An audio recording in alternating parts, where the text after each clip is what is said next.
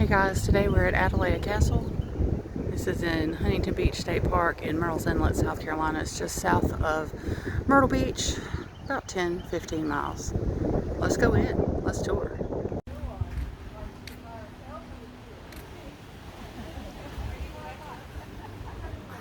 So guys, this is the back side of Atalaya Castle. These are the stables. And if you come over here, you can see this is where they had their dog kennels.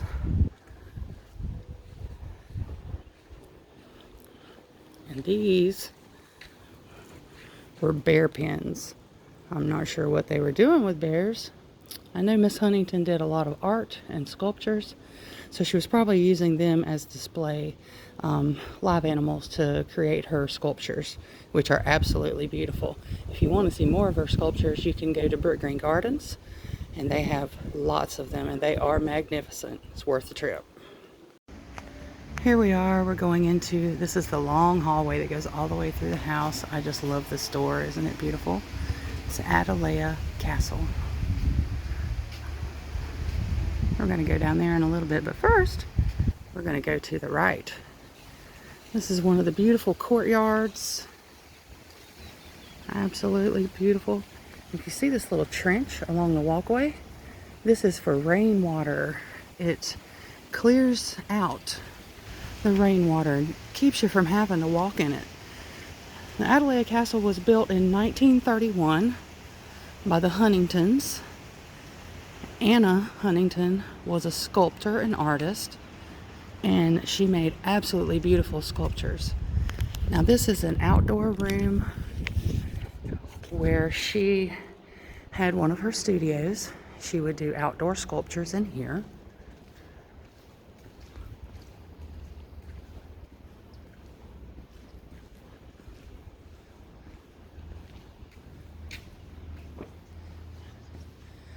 And this is her indoor studio. So when it was raining, she would sculpt in here. Beautiful fireplace for keeping warm. This is looking out through the windows in the studio. Beautiful wrought iron.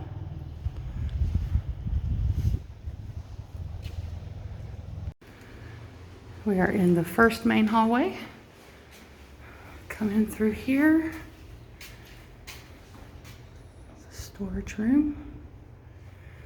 And this was the secretary's office.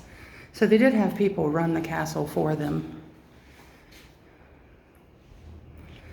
Now this is Mr. Huntington's study. This is where he would have his office where he did work. Nice big fireplace. This is Archer Huntington's studio. It's his primary place of work for Atalaya. Here he signed the plans for Brook Green Gardens, wrote poetry, answered correspondence, and coordinated the workings of the many museums and institutions he had established. He was a busy man. All right, now we are walking over into the wardrobe room. This is where Archer would have kept his clothing. And there are cabinets. Now this is Mr. Huntington's bath. A fireplace to keep warm. And look, he had a shower, even in 1931. Now this is the master bedroom.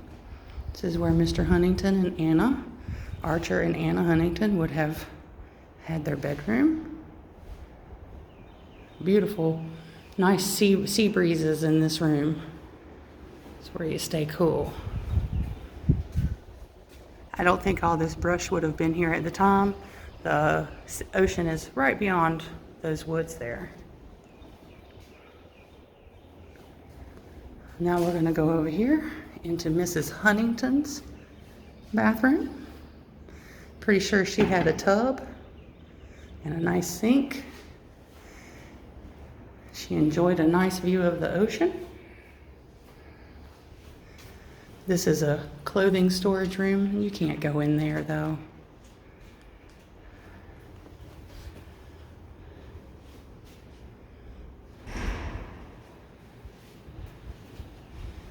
Here we are back out at the courtyard.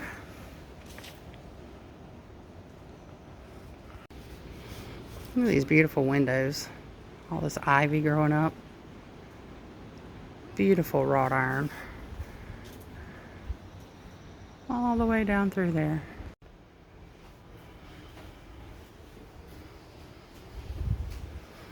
This would have been the secretary's quarters.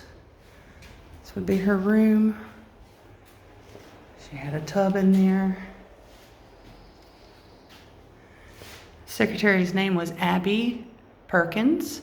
She was Archer's secretary, and she traveled with the Huntingtons and assisted with Archer's business, papers, correspondence. Her office was adjacent to Archer's study, which we saw a few minutes ago. And this would be her bathroom. She had the bathroom sink in here, and then her tub in there. This room would have been the library.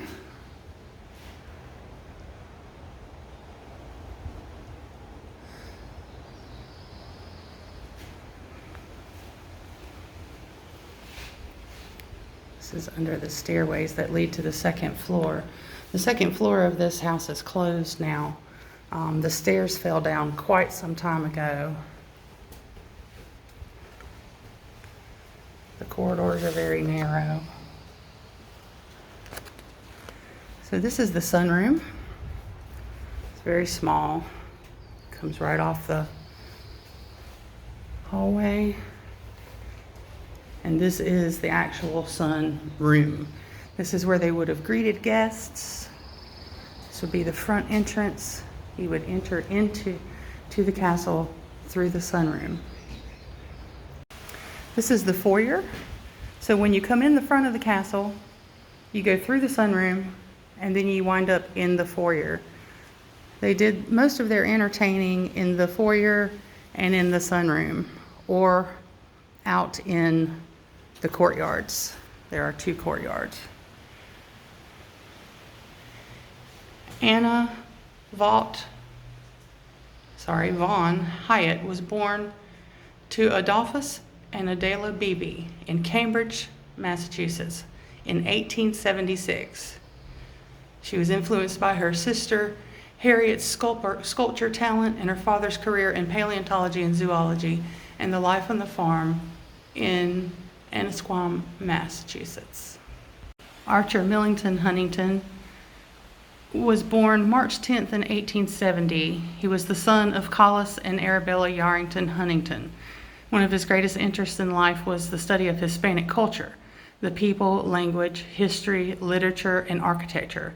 Atalaya was designed from Archer's familiarity with the Moorish-style castles when he visited Spain and elsewhere.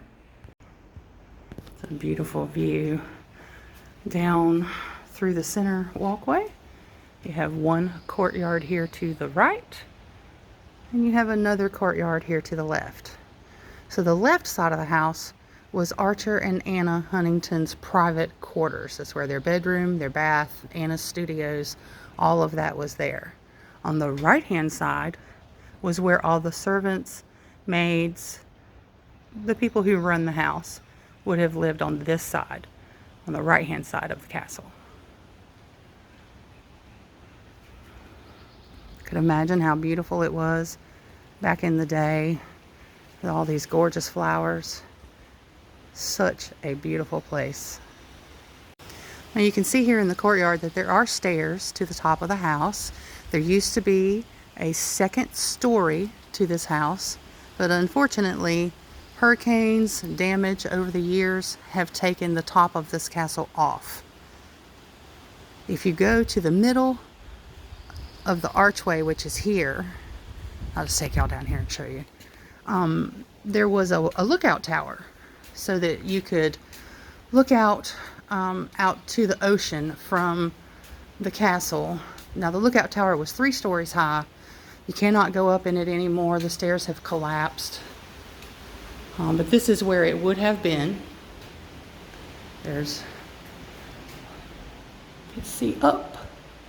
And that's where it would have been. They have completely closed off the access to the tower. That would have been magnificent back in the day. So let's go tour the servants' quarters now. This would have been the breakfast room. This is where the Huntingtons would have had breakfast. There used to be a small patio overlooking the ocean. It was a favorite spot of the Huntingtons to have their morning coffee.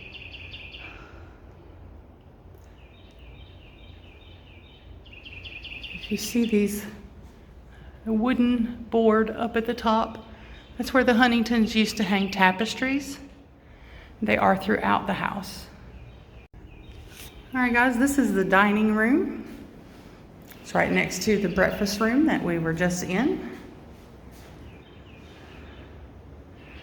It says this dining room used to contain a wrought iron glass top dining table with matching chairs.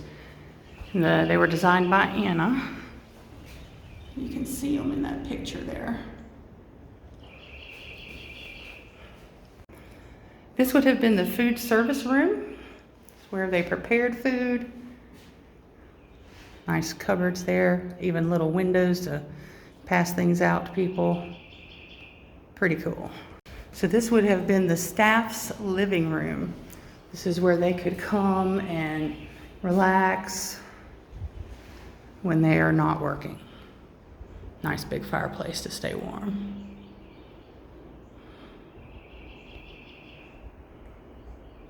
And now we're headed into the food preparation room. This room leads to a lot of other rooms.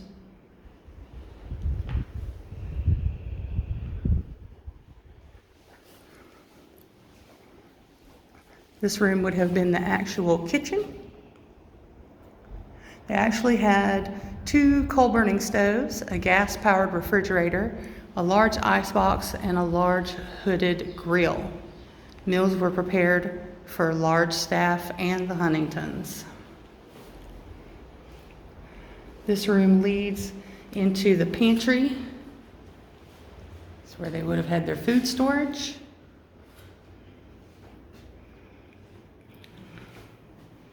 And this is also another pantry.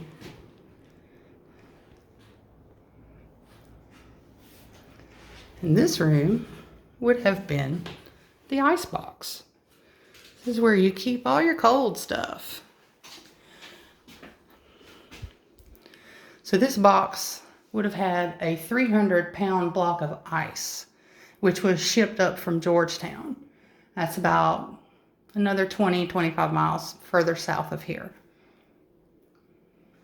And if you come over here, this window was how they got the 300 chunk of ice into the house. Now we've come out of the kitchen, and this would have been the cook's quarters. Be right off the kitchen. Best place to be when you're the cook.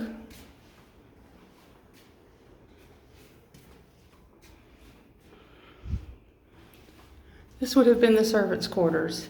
Each room was furnished with a wardrobe, writing desk, chair, and a single bed. Some of the servants were local people from the Waccamaw Neck and Sandy Island. The housekeeper, chauffeur, secretary, and dog caretakers traveled down from the Huntington homes in Connecticut and New York.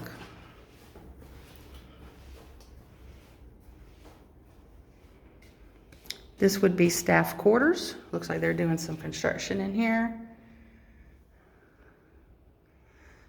Looks like they need to replace some windows.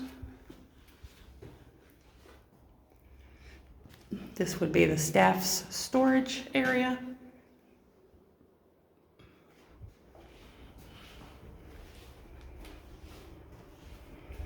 More storage.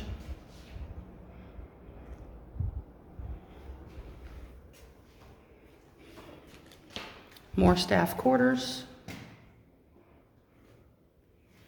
We can actually go in here in this one. Notice the staff has much smaller fireplaces than the Huntingtons, but these rooms are also smaller.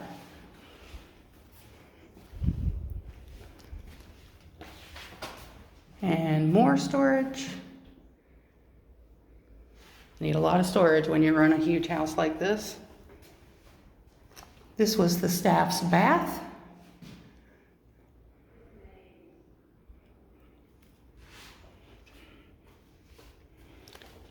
More staff quarters.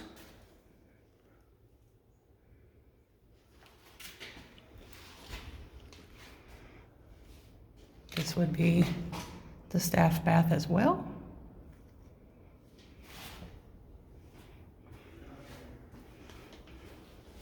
And another staff bath. Now this room was the laundry room.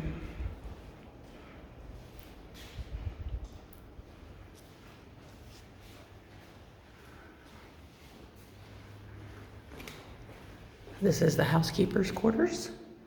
She gets a bigger bedroom than others.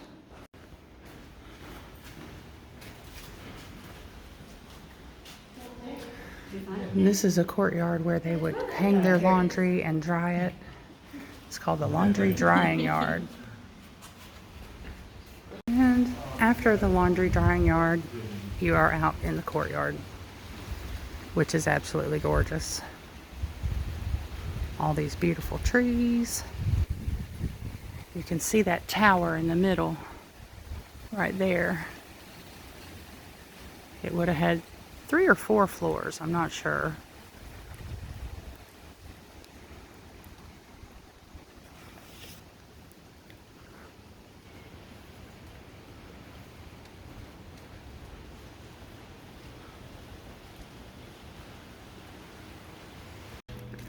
Guys, this is the garage where they would have kept their cars. And now they have a gift shop in here and lots of information about the Huntingtons.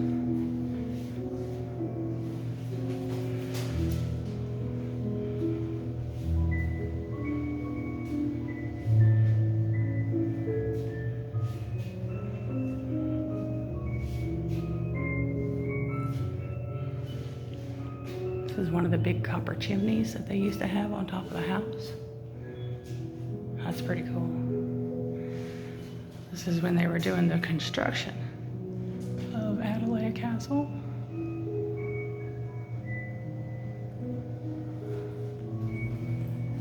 This is